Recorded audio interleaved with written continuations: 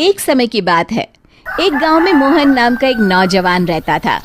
मोहन का शरीर गठीला और बहुत सुंदर था। मोहन रोज सुबह शहर में काम करने जाता और फिर शाम को अपने गांव लौट आता। गांव और शहर के बीच में एक जंगल पड़ता था। उस जंगल में एक चुड़ैल रहती थी। वो रोज मोहन को जंगल से आते जाते देखती थी। फिर कुछ समय बाद मोहन की शादी राधा नाम की एक बहुत ही सुंदर लड़की से हो जाती है। एक दिन मोहन अपनी पत्नी राधा से कहता है, राधा, मैंने तुमसे कितनी बार कहा है कि तुम मेरे लिए सुबह सुबह खाना बना दिया करो। मैं रोज काम पर देरी से पहुंचता हूँ।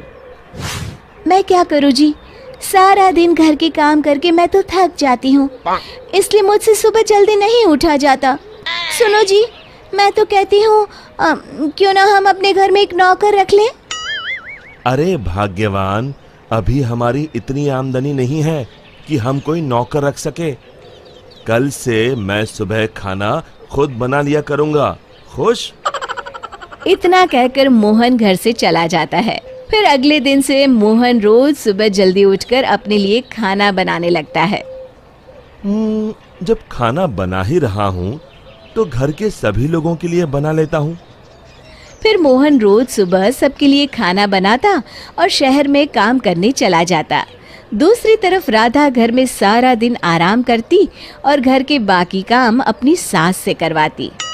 हे भगवान, ये बुढ़ापे में तू मुझसे किस जन्म का बदला ले रहा है, जो ऐसी बहू को मेरे पल्ले बांध दिया है। फिर कुछ दिनों बाद राधा मोहन से नई साड़ी और गहनों की जिद करती है।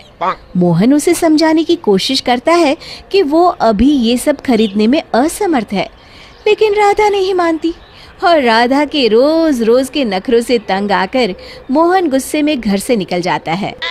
कब वो जंगल में पहुंच जाता है उसे भी पता नहीं चलता। तभी एक चुड़ैल की नजर मोहन पर पड़ती है। अरे, मैं तो घर से बहुत दूर आ गया हूँ। ओहो, रात भी बहुत हो गई। घर में सब परेशान हो रहे होंगे। फिर मोहन वापस अपने घर की ओर चल पड़ता है। चुड़ैल भी मोहन का पीछा करते करते उसके घर तक पहुंच जाती है। फिर मोहन अपने घर पहुंचकर दरवाजा खटखटाता है। तभी उसकी राधा दरवाजा खोलती है। उसके चेहरे की मुस्कान देख मोहन को थोड़ी हैरानी होती है। फिर राधा कहती है, मुझे माफ कर दीजिए जी, मुझसे गलती हो गई। मैं भूल गई थी कि औरत का असली गहना उसका पति होता है। आगे से मैं आपको कभी नाराज नहीं करूंगी। राधा को अपनी गलती का एहसास हो गया है। ये देखकर मोहन उसे माफ कर देता है।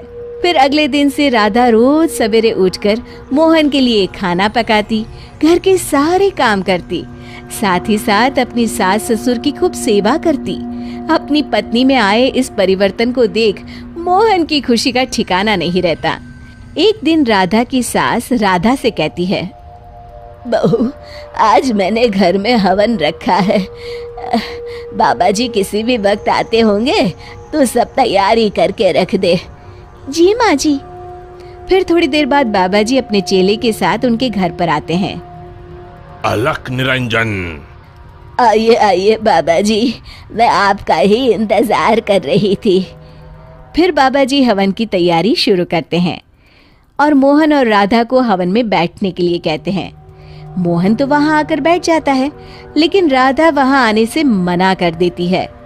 तब मोहन राधा से कहता है, अरे भाग्यवान, अचानक तुम्हें क्या हो गया? तभी बाबा जी को राधा पर कुछ संदेह होता है। अलख निरंजन, माँ जी, तुम्हारे बहू के हाव भाव देखकर मैं पहले ही समझ गया था कि इसके अंदर किसी चुड़ैल का वास है। बाबा जी क्रोधित होकर कहते हैं, सच सच बता, कौन है तू, वरना अभी तुझे जलाकर भस्म कर दूंगा। फिर बाबा जी जोर जोर से मंत्र पढ़ना शुरू कर देते हैं। ओम चामुंडाय विच्चाय नमः, ओम चामुंडाय विच्चाय नमः। तभी अचानक राधा की आवाज बदल जाती है और वो बाबा जी को हाथ जोड़कर कहती है, नहीं नहीं, मुझे छोड़ दीजिए। मैं एक चुड़ैल हूँ। मैं रोज मोहन को जंगल से गुजरते हुए देखती थी।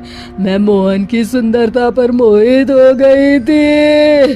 फिर मैंने देखा कि राधा मोहन और अपने सास ससुर को दिन रात परेशान करती है।